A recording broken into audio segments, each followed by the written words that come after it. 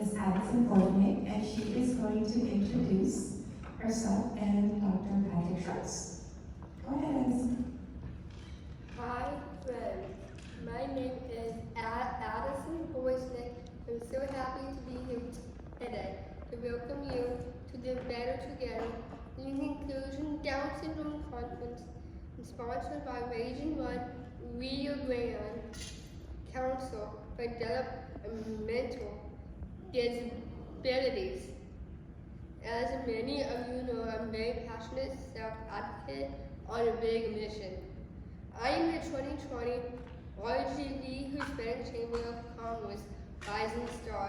I'm 2018 East Sales Advocate of the Year. I was honored as the Texas State Captain at the age of 12 for my active role spreading awareness and symptoms for Down syndrome. I was honored by Judge Richard Cortez and commissioners for my active role breaking down barriers for individuals with disabilities in the Rio Grande Valley. I want to show overall what individuals with a disability are capable of when they are included and given education they deserve. People always ask me, Addison, how do you read so well? Addison, how do you speak so well? My answer is simple. It is inclusion. We all learn so much from each other. My peers are my best teachers. I teach them and they teach me. Isn't that awesome? I believe with all my heart that God has me on a big mission to help pave the way and break down barriers for many other individuals with disabilities that still being segregated away and are not getting the education they deserve. My mission is to replace doubt with knowledge, replace fear with love, replace segregation with inclusion. People with not their disabilities, they are people first. One of all time favorite quotes is by Helen Keller. She says, alone we can do so little, but together we can do so much. I want to thank each and every one of you investing your time to learn more about inclusion and why it is so important. We have some wonderful speakers today and tomorrow. I hope that listening and learning from them will empower teachers, parents, and individuals with disabilities to advocate for inclusion in our schools and community. Our first speaker is my friend, Dr. Patrick Schwartz. Patrick is a professor, author, motivational speaker, and leader in educational leadership for all students. He is the president of Creative Culture Consulting LLC, and he is the author From Disability to Possibility. You are welcome to just give him the well, Pedro's well, from possibility to excess. His music colleague, Dr. Paul co-authored 3 of his books. Patrick has presented consulting in coaching school districts all across the world, impacting a wide range of schools with his incredible work. Patrick's professional mission is promote education and human services, advance the status of people of all ages with diverse support, fully engaged, find meaning and be respected the members of the body, working and living in communities. Please welcome Dr. Patrick Schwartz. Thank you so much, Addison. You did a beautiful job. Thank you so much. I just want to say thank you. Let's make sure this is on. It will be on now. Does that sound better? Thank you so much for bringing my introduction forward. I'm so thankful for that. And thanks for all you're doing. We'll talk about you in just a second, too. Addison, thank you for the fancy introduction, but I want everybody to know, actually, I'm an adult who has ADHD as an attribute, and you will see a lot of things with me today. So I'm a kid that you know, either at home or in the classroom, if you're teaching in a school, here to haunt you in adult form today. But you're gonna see potential with this. I want you all to experience the way I feel now. So we are gonna do kickboxing in our chairs. I promise that most of it's not embarrassing, okay? Let me just turn on some music here. We're looking good.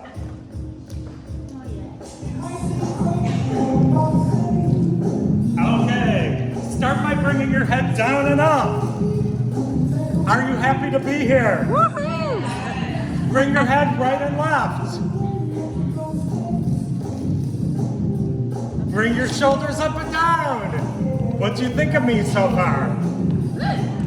And this is jab. Looking good. And hook. Don't hurt your neighbor. Uppercut. Don't hurt yourself. Back to jab. Okay, come on, back corner. Looking good. New move. Up and side. Don't hurt anybody.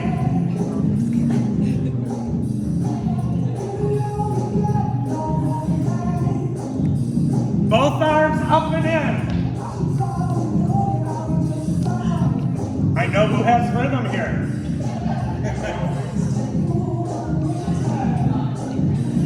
Back to jab.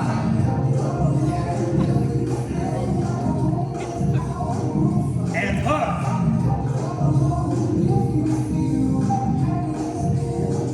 Uppercut. Looking good. Texas. Back to jab.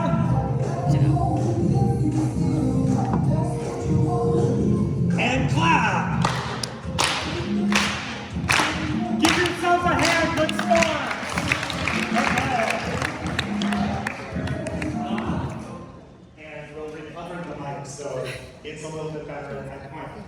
I just want to thank everybody for coming here today. This is the first live conference that Region 1 has done in years. So thank you for showing up live. I'm so excited about that because I've been doing so much virtual, and my co-author, Paula Kluth, calls me Human Tigger, and it's hard to contain Human Tigger in a computer screen. Even though I had fun with it, this is way more fun. I get to be with people. So I just want to say something about Addison, and I follow her on social media. And she is really an amazing pioneer in this whole region for inclusive education. So I see her on the cheer team and accessing general education classes, and I really want to thank you for embodying what we're talking about today. A few years ago, I met this amazing group of people doing a conference in McAllen, and so one of them is the organizer who worked with me, Deborah Tomei, who I think is running around to a bunch of rooms right now.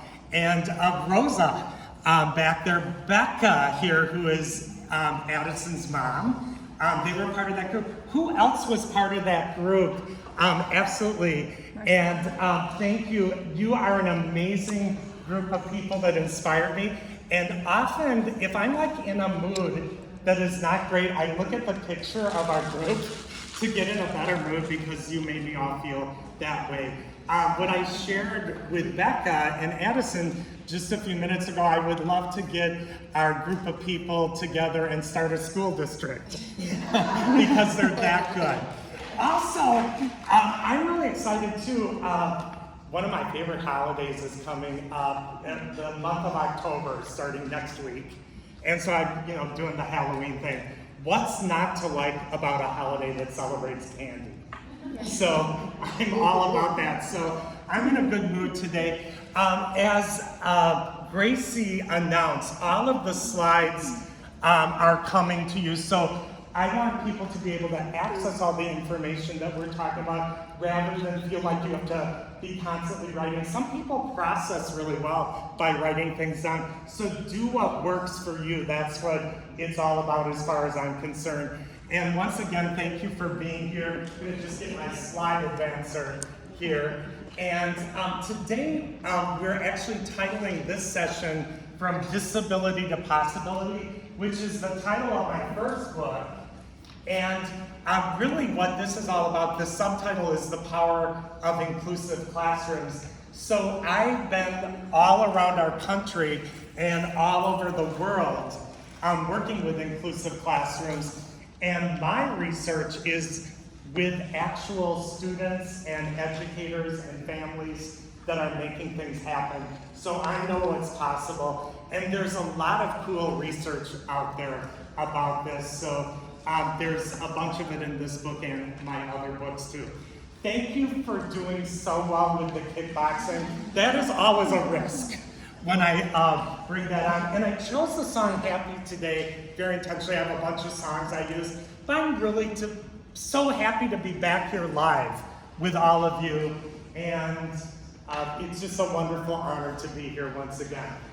Here is our schedule. So right now for part one, we're going to go until 9:45, and then after that we'll take a 15-minute comfort break, and then 10 to 11:15 is part two, and then for the last 15 minutes, bring it on if you want to make comments, bring forward questions. I'll do a summary. We'll do some quotes and inspiration and things such as that at the end. Feel free though, if all of a sudden you have a pressing question or a comment, feel free to bring that forward, because I believe this session is for all of us. This is our community, and I'm really happy you're here. And we're gonna do some activities too, as well. So I have brought forward a little bit of a story about Barbie. So this was a few years back. One of my nieces, her name is Haley, and we were out in the community, and she was 3 years old at the time. How many of you have a 3-year-old at home right now? Okay, so you know what I'm talking about right now, and I definitely know what that is all about too.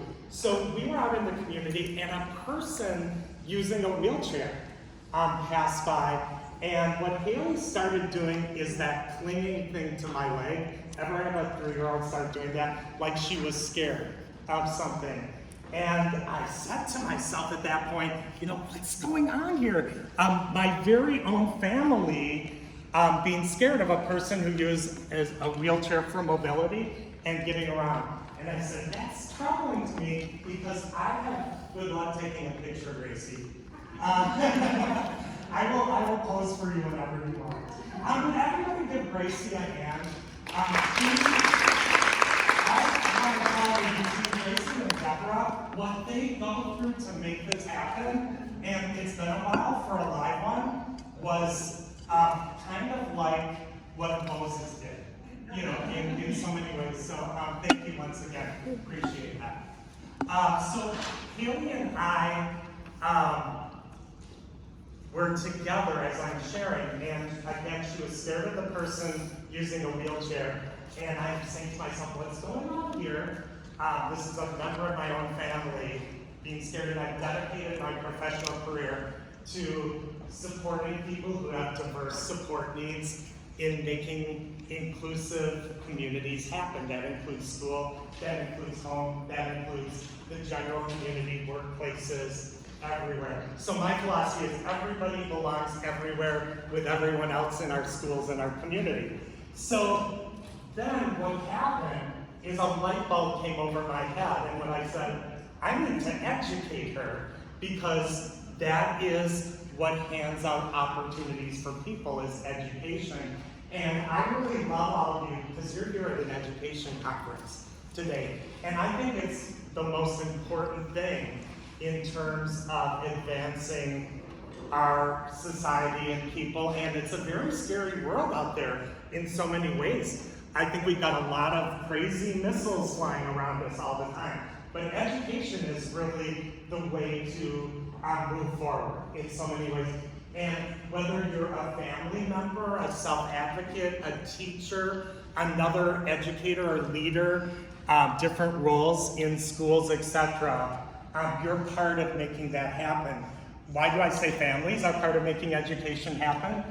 Who's the first teacher for their son or daughter? Parents.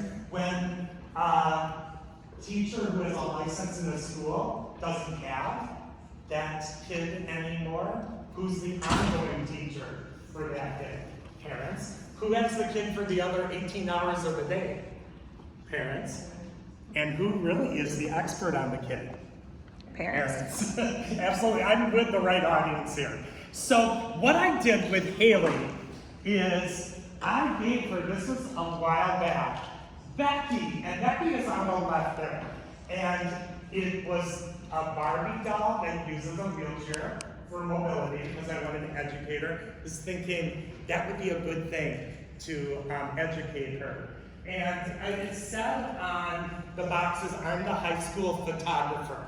So that seemed inclusive to me. So when I gave Haley, my niece, 3 years old, Becky, what did she do with Becky when I gave her Becky, the Barbie doll? And it said friend of Barbie, so that Becky. Took her out of the wheelchair, to our craft thing day. What? Put Barbies together, like Barbies and Barbies. Yeah. Oh. Yes, yes. And what do 3-year-olds do with their dolls? Okay, yes. And she took the clothes off. And then she put her back in the wheelchair. And so then she's like, Uncle Pat, will you play with me? Because I'm the only uncle of a series of uncles. Haley lives in Wisconsin. I'm from Chicagoland now, so if you've been to Chicago, that's kind of my vicinity.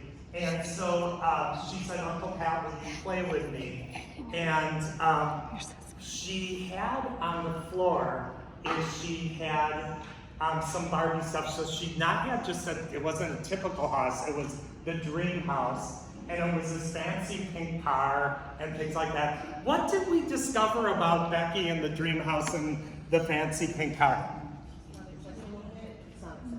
Not accessible. You are totally correct. So first off, Becky did not fit in the door of the dream house with her wheelchair. And there was no way that that wheelchair was going to fit in that fancy pink car. So we're learning something already. And then I have a question for you. There are a lot of different types of Barbies, okay? So I know there's a Dr. Barbie, there is a teacher Barbie, things like that. Can you name other Barbies? Karate Barbie, okay. Gymnastics Barbie, let's see. I want to do a yoga movement. Okay, there's a yoga one too, okay. Very good. Tennis, singers, rock star, astronaut. Okay, so you're not having any problem identifying different types of Barbies. I got a question for you. Oh, Addison, you have one. Mermaid Barbie. Mermaid Barbie, so they can swim too, with a tag. And I want to ask you a question. How many different types of Barbies do you think there are? Hundreds, probably thousands. So we'll say somewhere between hundreds and thousands. Then I got a question. You identified all these different types. Why isn't she Barbie?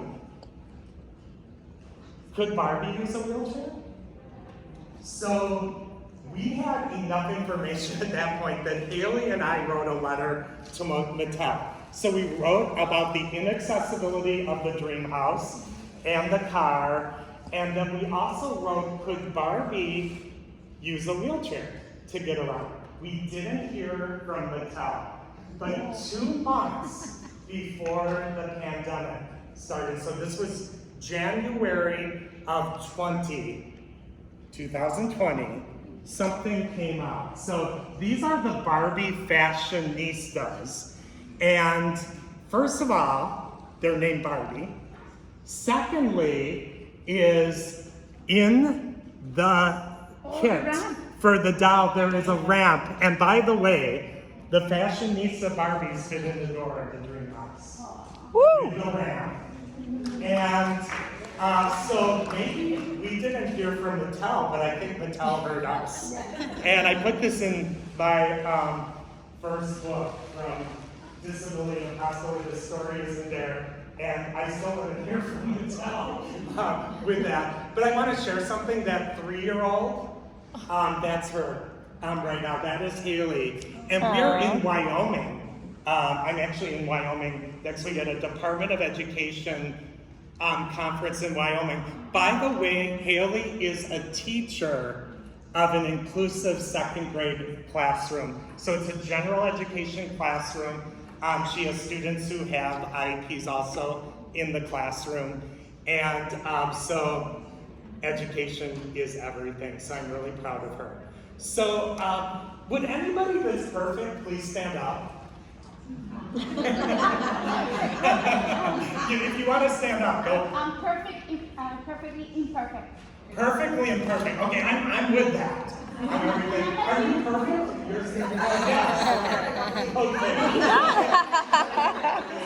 We have perfectly imperfect.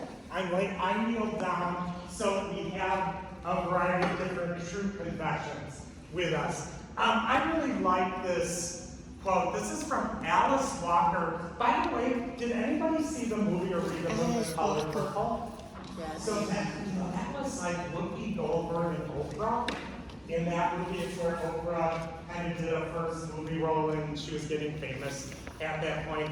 But to the old ones of my childhood who taught me the most important lesson of all, that I did not need to be perfect to be loved, that no one does. And I want to say something. If you look at all the classrooms in a school, no one's perfect. And how do we make it happen that everybody belongs everywhere with everyone else? That is what we're here to talk about today. You can probably tell already that I am not the king of gloom and doom, but I need to bring some statistics forward. And these are not my favorite things to share, but it's going to make a compelling case of what we're talking about today. So the first thing is 45% of American students do not go to college, so it's kind of like 50-50. But if you're looking at individuals who have developmental disabilities, 95% do not go to college. So when somebody does go to college who has a developmental disability, that is really something, and it usually takes a lot of work and advocacy. That's sad. And that's super important. So I was doing a lot of university teaching. I'm doing probably more traveling now, but my classrooms are always inclusive for the university. And people like would call me, like the administration, so-and-so wants to take your class. And I said, they're in. I said, I need to walk my talk. And I can make things work for anybody to become educated and take steps. The next one is of the 2 million, over 2 million American and men and women that are incarcerated, 26% have disabilities, so it's like a quarter of the people.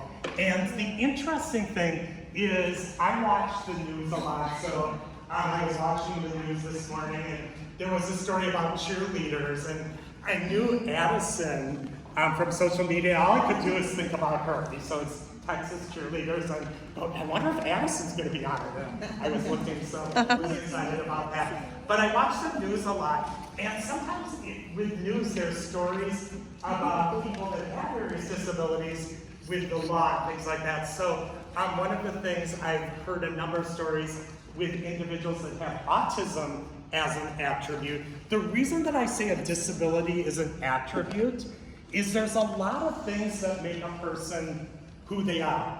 And a disability happens to be one of those, but I don't want that to be the all-encompassing thing that characterizes the person. So I don't want to be known as the ADHD professor. Maybe the nutty professor over here at that building.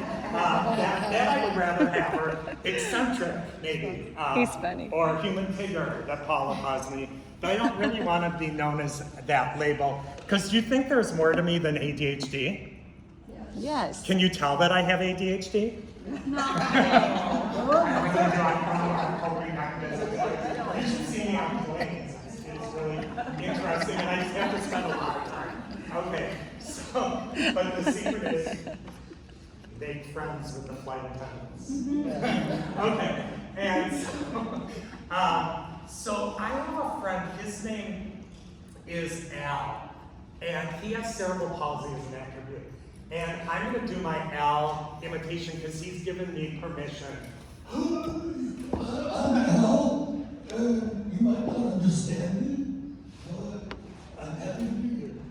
So Al, I used to work with, and Al has some really cool things about him. So he actually has the best green thumb of anybody I know. So I have plants in the office that look like they were dying, and Al said he wanted to take them home, and he brought them back like within a month, and they looked good, you know, at that point.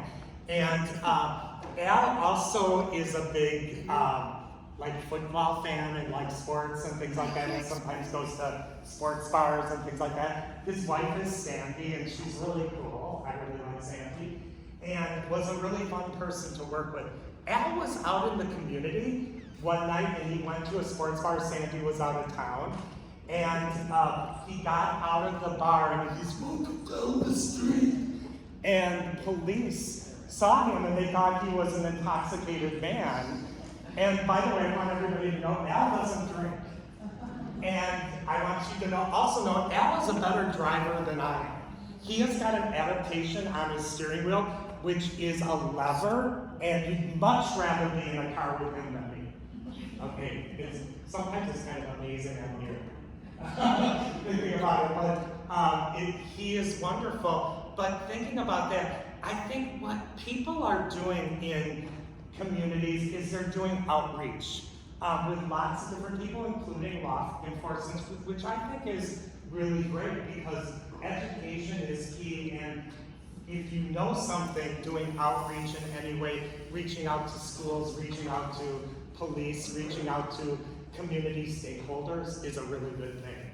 Among students with mental health support needs, 70% do not receive the care they need.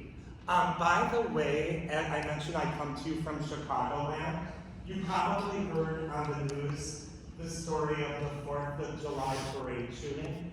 Yes. That was 4 blocks from my house. And the interesting thing is, we were not at the parade, but we had neighbors right across the street that were at the parade and things such as that, and we heard the helicopters and the sirens and things such as that. And we're seeing lots of ramifications, you know, that this can happen anywhere to any community in our country and world these days. Students with disabilities are suspended and expelled at a rate roughly twice that of non-disabled peers, and only 40% of students with emotional and behavior challenges graduate from high school as compared to 81% graduation rate. So that is only half of the people that graduate from high school if they have an emotional or behavioral support need that graduate. When I hear these statistics, I always think about, do people have the right support plan to make things work for themselves? People with disabilities are 3 times more likely to live alone.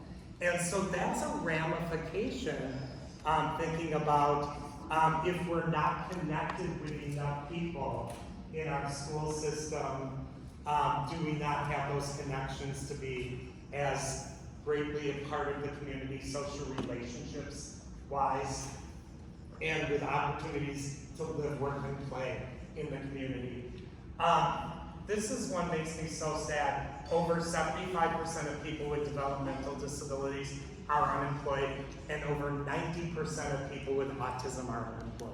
So what I found out in my research, because I actually did my dissertation on this is I found out that unemployment rate for people with disabilities, developmental disabilities, had very little to do with people who have disabilities. It had to do with our general community. So let me share with you something. I'll give you an example of this. So if you are, how many people in this group are a teacher or work in a school? Okay, lots of hands. For some reason, you're sitting on this side. Okay? And so thank you for what you do. I think, between what parents do as the first teachers and teachers that have licenses, most important job in the world. So we've got lots of people here with them. Thank you for clapping. Give me some Absolutely. Thank you for initiating that. Because it's so true. So if I think about that, let's say you share that you teach individuals with disabilities, or that you have a son or daughter that has a disability as an attribute. What do people say to you, the general public, when you share that? Oh. And there's a certain tone to it, am I right? What else do they say to you? You must be so patient. Yes. I taught for a decade in Addison, Wisconsin, my hometown. Do I look that patient? I think it's a wonderful attribute. It's a great thing. I've strived towards it, but it wasn't on my top 10 list of what I think my students needed the most. I wanted to hustle and make things happen for people, so that was a big thing. What else do they say? I'm in the field of special education, or I have a son or daughter with a disability. Bless your heart. I would never do that, and I listen to the toners, and I could never do that, or I would never want to do that. So we hear that too as well. And then there's the God statements. God bless you. There's a special place in heaven for you. Oh, You're a saint before your own time. That's a word. Yes, you're a star. Things like that. And you know what these statements demonstrate to me? I can go anywhere in our country, I can go to other countries, and I hear those very same statements. And here's the thing, we can laugh at these statements, but here's the scary part of those statements. It's who's making them. They could be potential employers, coworkers, neighbors, and friends. But let's look at it in a different way. I believe they were separated from the diversity in their own schools and districts and community, and they haven't had those experiences, so they make these kinds of statements. Do you think if they had the same types of experiences as you all have, that they would make those statements? No! So we have definitely got something to do. And the last one. So Illinois and Texas, so I come to you from Illinois, we're not so good in terms of adult services for people with disabilities. This is from Disability Scoop. So the bottom part, Illinois, Arkansas, Texas, and Mississippi. So sorry to break that news, but here's kind of an explanation with this. So in 1975, the most landmark law for people with disabilities was put on the books, and at the time it was called Public Law 94-142 of federal law. And in it was the least restrictive environment. It was the free, appropriate, public mandated education for everyone. It was very, very important law. As a matter of fact, it formally created the field of special education by law for people. And it's the first law that said everyone, the free, appropriate public education. But here are some of the issues that have stopped inclusion from happening the way it could. So first of all, it's a deficit-based model. So in order to receive services, am I right, everybody? You have to showcase the deficits. My most unfavorite word in the language is deficit. I don't like that word. And so, we have to diagnose, assess, identify, things such as that in order to get services. And at the time, in 1975, is very well-meaning people, they said, oh, let's put people with disabilities together, let's go smaller, let's go slower, let's go simpler, the 3 S's. And they were well-meaning at the time because they thought that's the best way to teach and assess and support people. However, after the research that I have shown you, those statistics, has it worked? And the answer is no. If we applied those statistics to business, it would be considered a massive failure. There's not a single research study that shows that separate works, but there's a lot that show that inclusive education works. So my job, I don't want anybody to feel bad here. I want you to get information today. That is what I'm all about, to take steps. And we are at lots of different places on the journey towards this, but if we can go in the same direction, to me that is very powerful. Things like that. Also, too, I think something that was a big issue is at the time when this law was put into place, there was a separate budget for special education and general education. And that's been problematic because there were separate buses, separate entrances to the school, separate rooms, separate lunch tables, things such as that. And that whole system has been hard for all of us to change. We didn't create that system at the time, and it stopped us from advancing this and bringing the research forward and making it happen in schools. Here is the good news though. Every single week, I meet students, self-advocates, parents, teachers, leaders, and other constituents who go beyond. They're transcending those awful statistics that we're getting out of right now, and they are creating life outcomes. I want to put a question towards you is, what is it that you do that puts you on the list of turning disability into possibility? So what is it that you do and that you create outcomes yourselves? So like for example, my student achieved social relationships due to an after-school gaming club that was started. By the way, that's a real life one for my stepson Dan, who had an IEP when he was in school. And that was a game changer for him, the gaming club. And there was some advocacy that we did at an IEP meeting. And all of a sudden he's getting relationships. By the way, Dan graduated from college during COVID, and he's a vet tech now. And that is really great. So that's a great thing. Anybody want to do a shout out for anything that you've done that's turned disability into possibility? Bring it on. Yes, I'll be the male leader right now. That's really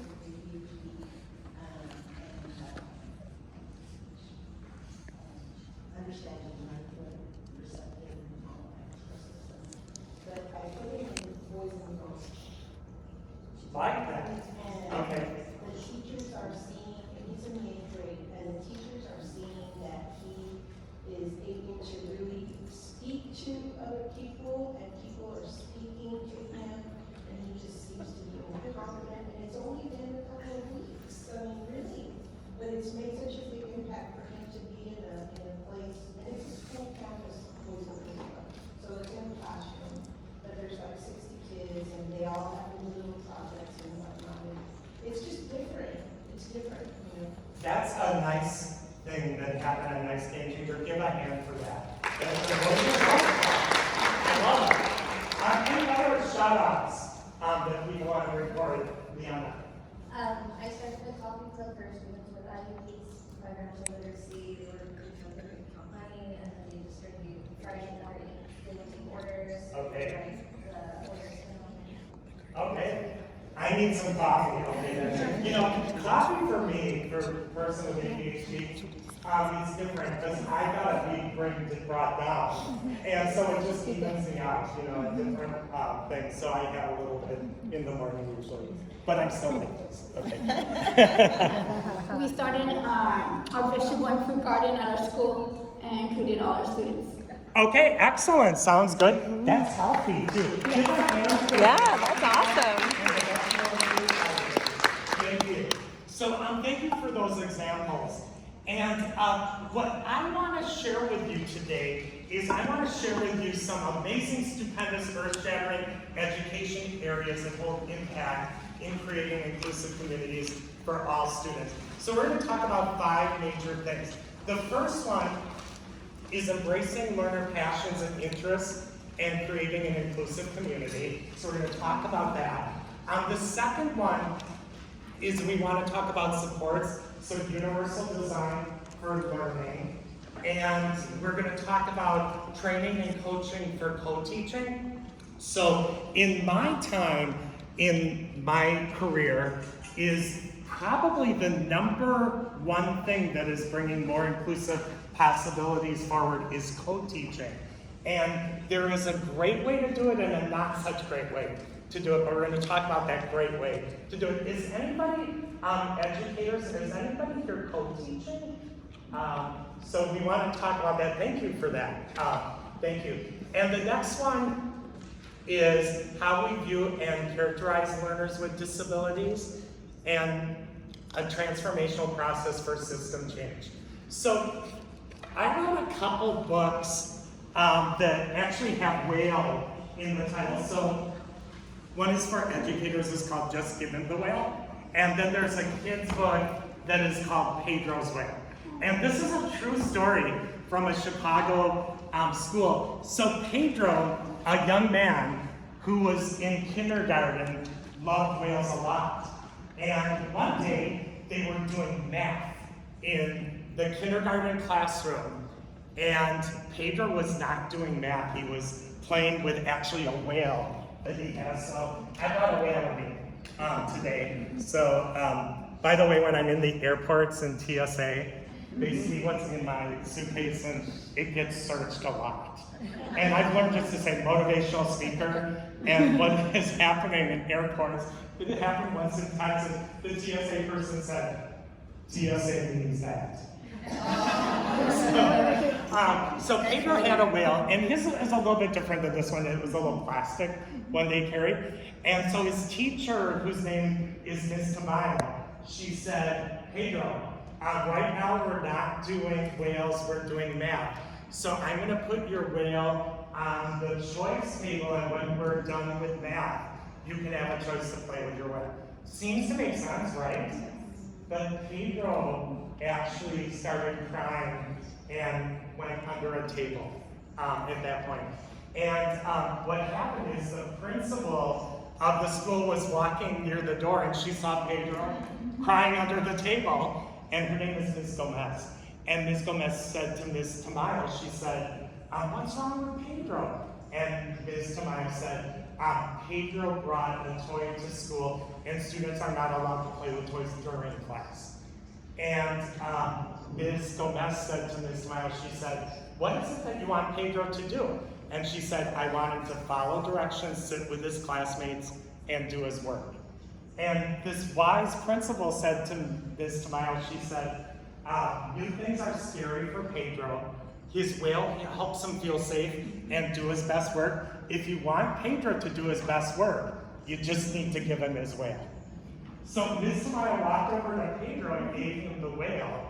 And then she started to think about ways she could support him with his favorite thing. So she just did a couple of things that were very simple, which made it much better for Pedro. So math. What she did is on the counting blocks that they use in kindergarten, she put little pictures of whales on them. Guess who's wanting to count and use the blocks? Pedro. She did another simple thing. She got a whale stamp, like a rubber stamp, and when Pedro finished his work, she put the whale stamp on his paper. All of a sudden, he's fighting to finish his work so he can get that stamp. Two very simple things, that held that big impact. And so just give him the whale. So this is about the power of supporting people with their passions and interests. And it's my first thing. When I get to meet students all over the country and the world, and they say, help us with the student to learn, or help support their behavior, or help support their transition. And every single time, the first thing I ask is, what are their passions and interests? Because they are key to supporting them everywhere with everyone else. So I'm going to ask you some questions. So I'm going to have you self-identify here. And you can do, this gives us a little physical thing right before our break. We have a break in like 15 minutes. So what you can do is you can either dance or stand up or just wave your arm. How many people here like video and computer games? Make some kind of movement. It can just be your hand, it can be whatever. Okay, how many of you didn't say so like you really do?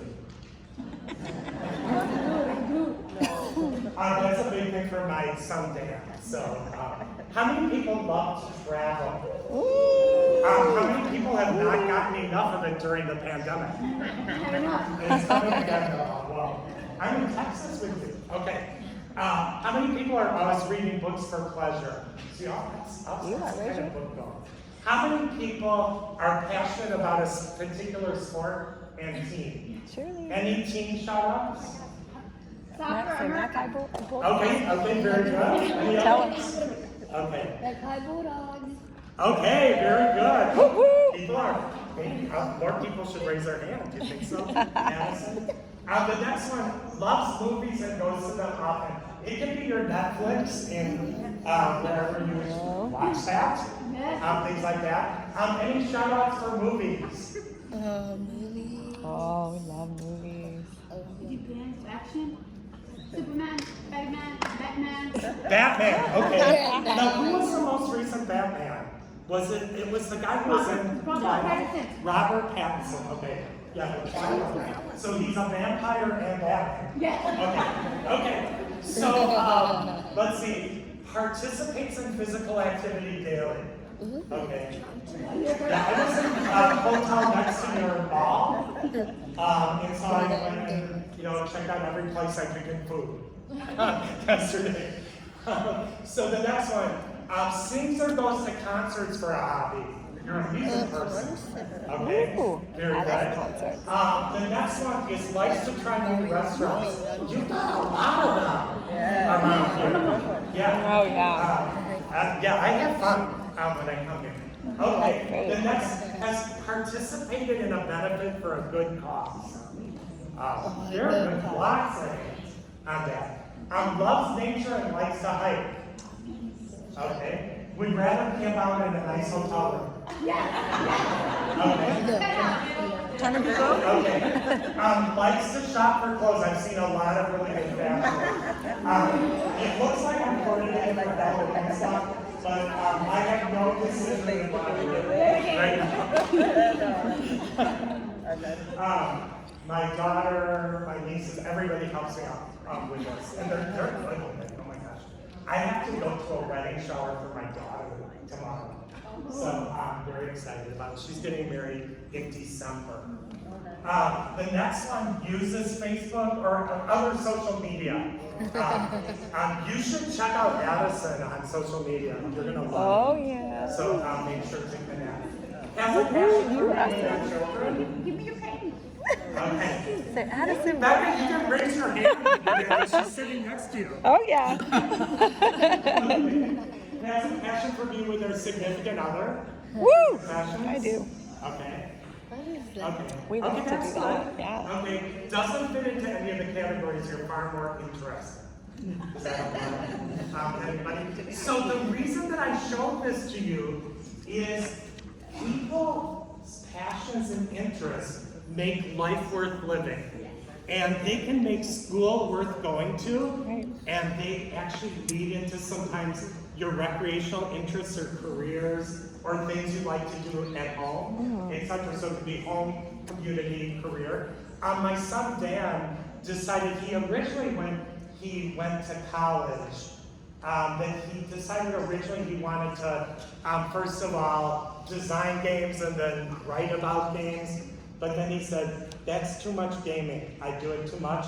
And he said, at that point, I discovered something. I like animals better than people, and I want to be a vet tech. And he went out and did it during the pandemic, which is amazing. So sometimes it's that discovery about yourself. But passions and interests are super important to the degree that what I will do is when I get to meet new students, I collect this information about them right away. And then what I do, I said, I want to keep this because we're going to keep working together, but could you put this in his or her file also? Because what a great way to support somebody and develop a relationship with them. When I look at student files in schools, it is a lot about deficits because that's what qualifies people for services. So nobody's at fault for that. We're trying to give people the resources and services. But what's going to help me a lot more in terms of educating them, knowing things such as this. So that's very,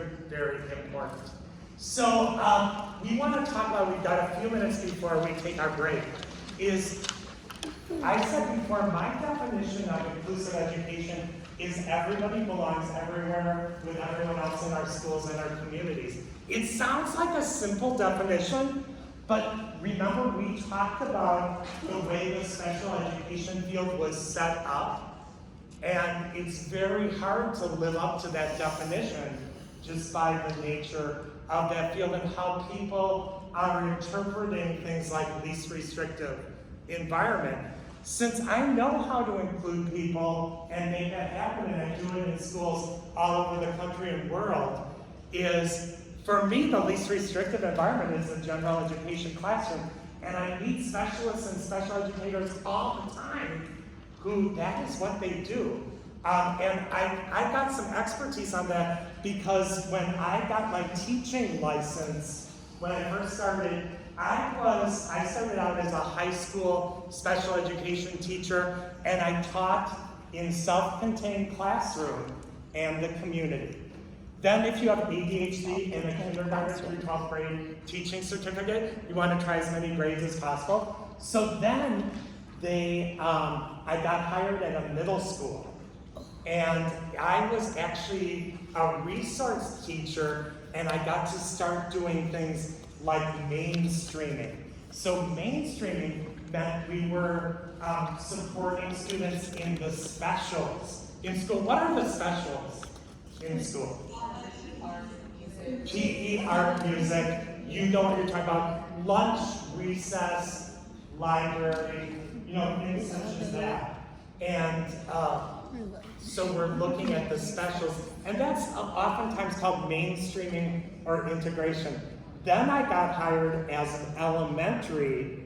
My title was inclusion facilitator, and as a special educator, that's my field, is I was supporting students in general education classrooms and had space in those classrooms. And I learned a lot. I made a lot of mistakes in the beginning, but I know how to make that happen. Now, and it wasn't the way my initial training was. So I had to keep learning and keep getting professional development. Pat yourself on the back for being at the Region 1 Educational Service Center today, learning about progressive educational practices. So that's what it's all about. Feel very good about what you're doing today. I'm so proud of you. And so I did research in terms of what are the things that make inclusive education happen. The first one is attending the neighborhood school. So I want to talk about that. So that would be the school you would attend if you did not have a disability. Why is that important, the neighborhood school? Yes, so the kids in the hood, the neighborhood, go to that school. Who else goes to it? Your brothers and sisters go to that, and you have a much better chance of after-school relationships and community relationships because you have direct access to those people. Now, I come to you today from Chicago, and I will tell you Chicago has a lot of things going on. So There are sometimes magnet schools, which are specialty schools based on like art, science, things such as that. There are a variety of different schools of choice that sometimes families have. So my feeling is when parents or families have choice, I want parents who have sons or daughters that have an IEP to have that same level of choice, thinking about that. And so the neighborhood school. The next one is a general education homeroom, so you're a member and being educated in general environments throughout the day. And what we're going to talk about, universal design for learning, differentiation, individual supports.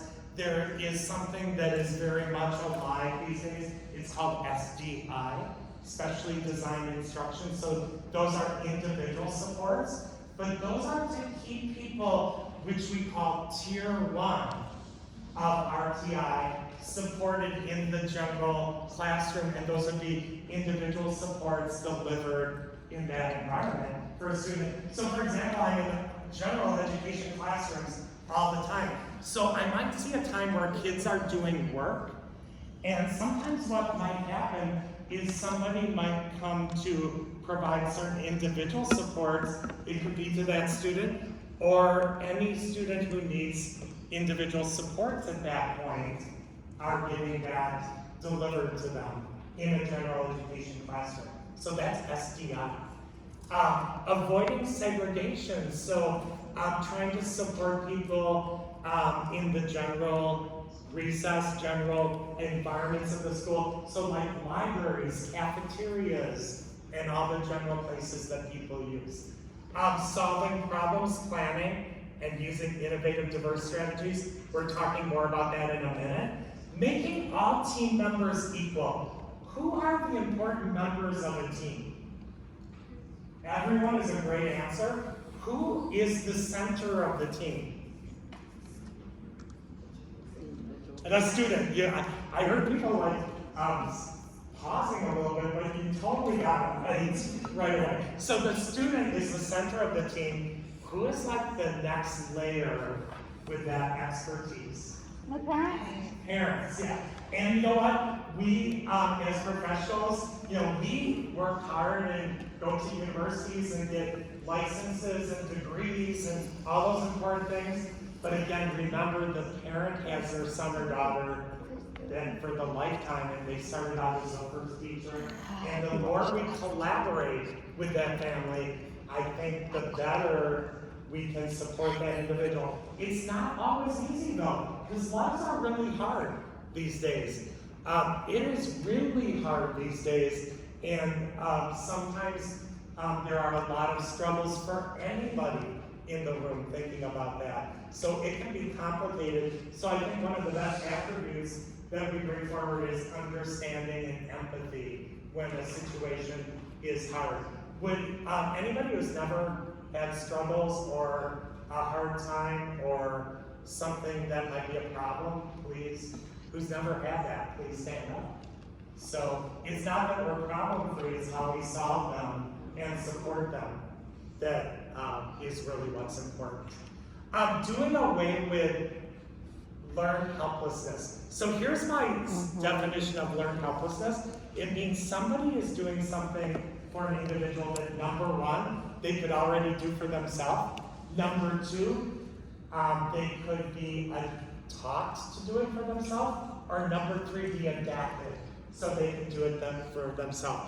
To me, that is the worst disability of all when you think about it. So I think all of us have a disability somewhere. But if somebody has an identified disability and has learned helplessness on top of it, it kind of doubles the disability, doesn't it? To me, here's probably my best solution for learned helplessness. I'm carrying it in my pocket. So ever been in a meeting where a family says, well, she can do that at home, or a teacher says, well, he does that in school. So sometimes it seems like our team is at a different place from one another. So what I always try to do is get permission, probably not with your personal phone, but like an iPad or something like that, to do some filming of a skill. So if they're doing it in one environment and not another, how do we make it happen everywhere is really what it's all about. So again, filming something is my best way to deal with learned helplessness. The next one, seeing behavior as a form of communication. I'm doing a session on behavior after this one. And to me, if you understand what somebody's communicating with behavior, you're halfway to solving it. That is the first step. And then we create a support plan after that. Using the whole educational bag of tricks, we're going to add to that after break and providing access to after-school clubs and activities. I put Dan there, who's my son, so we advocated for the gaming club at school. And the principal said, we were in the IP meeting and the principal was there. He said, Dan, we might start a gaming club, but there can be no games of adult content or violence. And Dan was so excited that he actually went to the principal the next day and brought 2 pages of games that would qualify. So they were things like Mario Brothers. There's a lot of violence and adult content in gaming. Probably brought it down to about here, but Dan found 2 pages of things that he knew that qualified. And the principal said to him, Dan, you've done the homework for this club. I'm now gonna get a faculty sponsor for the club. And since you actually had the idea and brought this all forward, you're gonna be the president of the gaming club. So nobody had ever said dad and president in the same sentence. So it was really exciting for him. All of a sudden there's kids knocking on the door, and if Dan answered the door, they'd say, dude, do you want a game? And again, it was a life changer, game changer for him. And then being committed to making it work. There's a saying by Henry Ford. He said, if you think you can, or you think you can't, you're right either way, and that is what will happen. So we're gonna take a break right now, and what we'll talk about after break is making it work and what it needs to be. And we're gonna create a really cool document. So we're gonna do an activity in little teams when we come back. Thank you again for coming here today. Gracie said there's bathrooms on both sides, and we'll be back together in 15 minutes at 10 o'clock. Thank you for being here. Give yourself a hand, you've made it so far. And that's awesome. Try to meet a new person.